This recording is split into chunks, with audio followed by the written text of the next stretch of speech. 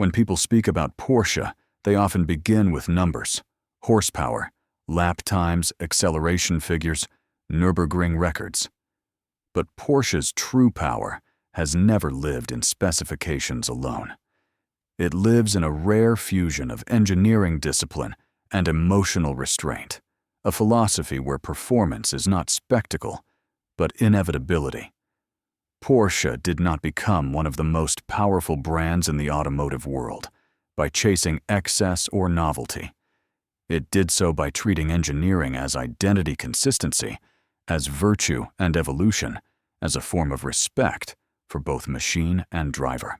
Porsche's story begins fittingly not with luxury, but with problem-solving. Ferdinand Porsche was not a stylist or marketer. He was an engineer obsessed with efficiency balance and mechanical honesty. Long before the Porsche brand existed, he was designing solutions for other manufacturers, believing that form must always follow function. This belief would later define everything Porsche built. When the first Porsche-branded car appeared in 1948, it was not designed to impress crowds. It was designed to work. Lightweight, simple construction and intelligent use of limited power mattered more than brute force. From the beginning, Porsche learned that performance is relative. A car does not need the most power. It needs the right power, delivered predictably and repeatedly. The 911, introduced in 1963, became the purest expression of this philosophy.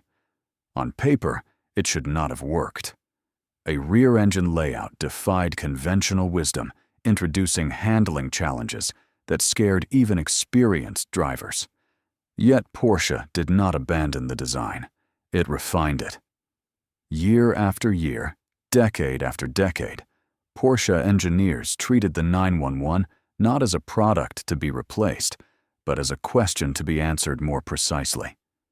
Suspension geometry, weight, distribution, aerodynamics, and materials were adjusted incrementally. This commitment to refinement over reinvention created something extraordinary, a car that evolved continuously without losing its soul. This evolutionary discipline became Porsche's greatest engineering advantage. While competitors reset designs to follow trends, Porsche treated change as something to earn. Each modification had to justify itself on the road and the track. This created trust. Drivers knew that a Porsche was not designed to flatter them or hide mistakes. It was designed to respond honestly. Feedback through the steering wheel pedals and chassis mattered more than comfort or isolation. Porsche believed that control is the ultimate luxury, and that belief shaped every engineering decision. Racing reinforced this mindset. Porsche did not race to advertise. It raced to learn. Endurance racing in particular aligned perfectly with Porsche's values. Winning over 24 hours required reliability, efficiency, and restraint, not just speed. These lessons flowed directly into road cars. Turbocharging aerodynamics, braking systems, and hybrid technologies were not introduced as marketing features, but as proven solutions forged under stress. Racing validated engineering choices and disciplined ego. Porsche learned that dominance comes not from peak performance, but from performance that can be repeated under pressure. This engineering consistency laid the foundation for Porsche's brand power. Unlike brands that rely on constant reinvention, Porsche built recognition through continuity. The silhouette of a 911 is instantly identifiable, not because it is flashy, but because it has been protected. Porsche understood that identity compounds when it is not reset. Customers did not buy into a trend, they bought into a lineage. Owning a Porsche meant participating in an ongoing conversation between past and present, not purchasing a seasonal statement. Perhaps the most misunderstood moment in Porsche's history was its expansion beyond sports cars. The introduction of the Cayenne SUV was initially seen as betrayal.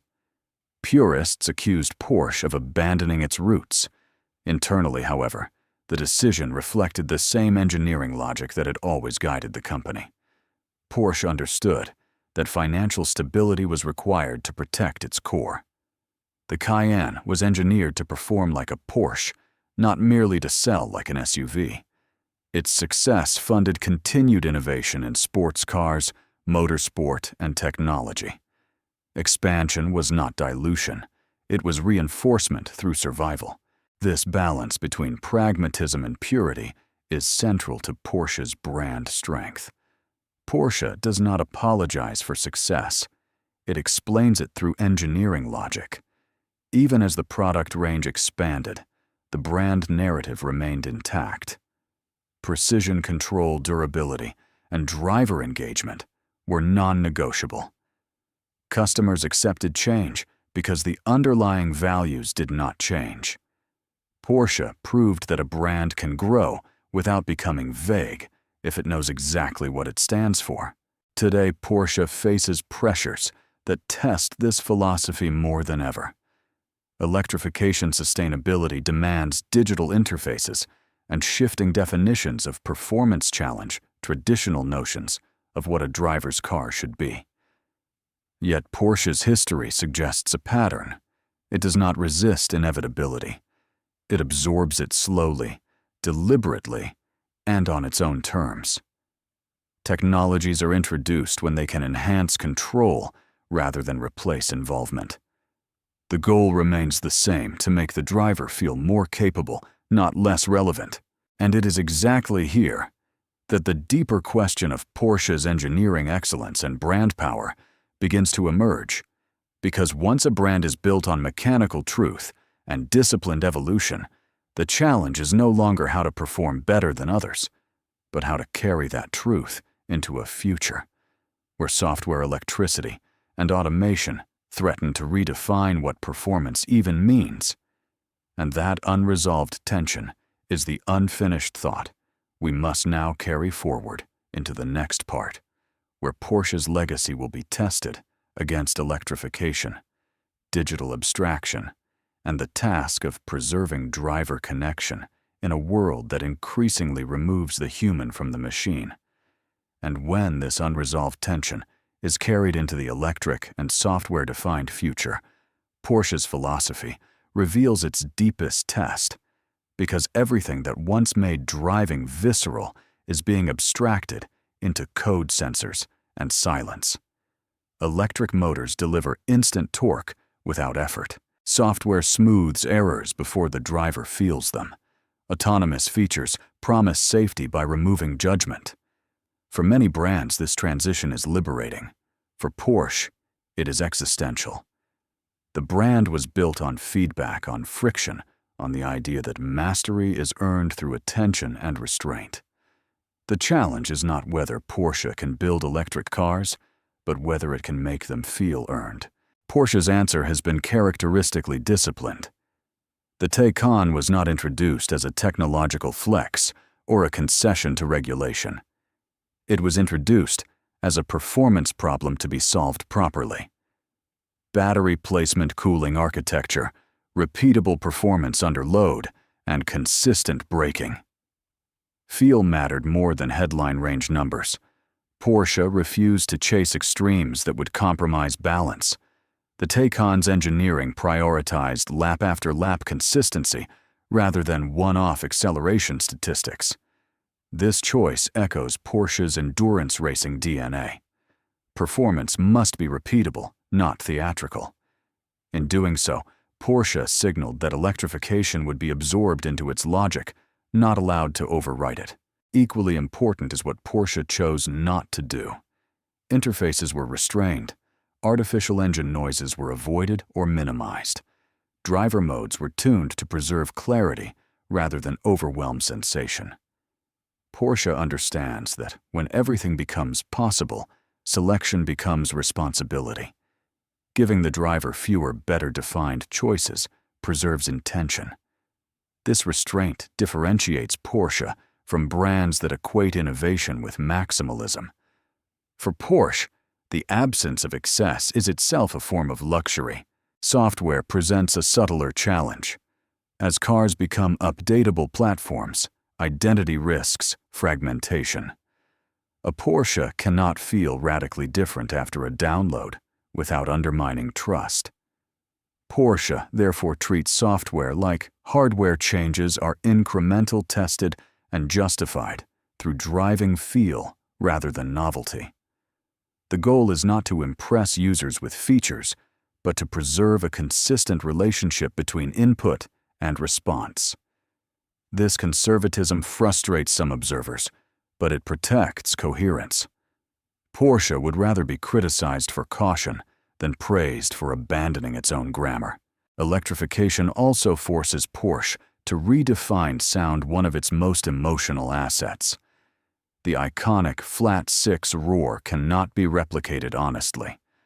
Porsche's response has been silence paired with sensation. Steering feel, chassis communication, brake modulation, and seat-of-the-pants feedback are elevated to compensate. The message is clear: sound was never the essence. Control was. By shifting attention from noise to precision, Porsche reframes what excitement means in a quieter era. Passion does not disappear, it relocates. Brand power in this transition depends on trust built over decades. Porsche owners accept change because history proves intent. They know Porsche will not abandon driver engagement lightly. This trust is the dividend of disciplined evolution. It allows Porsche to move into electrification without panic or apology. Where other brands explain why their future is different, Porsche demonstrates how its future is consistent. The broader lesson of Porsche's journey is that engineering excellence is not about domination, but about integrity. Integrity of process, integrity of feedback, integrity of purpose. As vehicles become more autonomous and abstract, the brands that endure will be those that understand which human experiences must be protected even as technology advances. Porsche's bet is that people will still want to feel capable, not merely transported. In the end, Porsche's brand power does not come from being the fastest, the most luxurious, or the most advanced in any absolute sense. It comes from being trustworthy under change. The same discipline that refined a flawed rear-engine layout into an icon now guides the transition into electricity and software. Porsche proves that evolution does not require erasure, and that excellence can survive abstraction if it is anchored to values deeper than mechanics. If this exploration of Porsche's engineering excellence and brand power resonated with you, and you want to continue diving into the stories of companies that protect meaning while navigating the future, consider subscribing to the channel so you don't miss what comes next, and leave a comment sharing what you believe matters more in the future. Of performance cars, raw emotion, or refined control? Because how you answer that question mirrors the very balance Porsche is trying to preserve.